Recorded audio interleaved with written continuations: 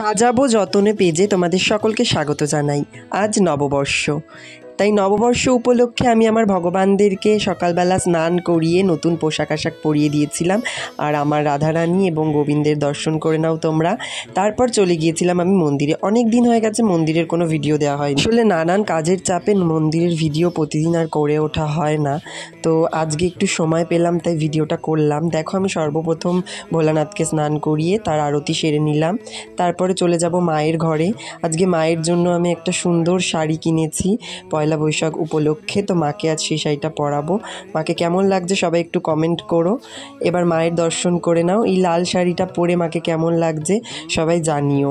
আর অনেক দিন পরে মাকে তোমাদের সকলের সামনে নিয়ে আসলাম।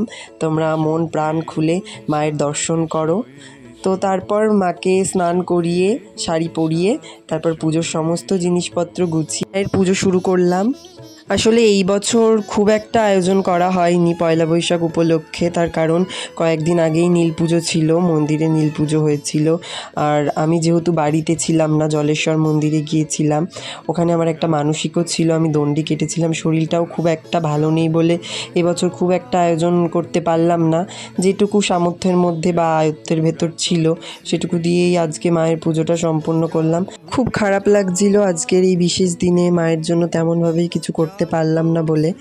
তো আর কি করা যাবে, শরীরটা খুব একটা ভালো নেই। আমি আমার ভগবানদের সাথে সময় কাটিয়ে আমার নববর্ষটা শুরু করলাম।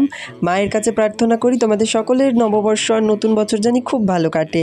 তো আজকের ভিডিওটা এই অবধি, দেখা হবে নেক্সট কোনো ভিডিওতে। কমেন্টে সবাই জয় মা কালী লিখতে ভুলো না।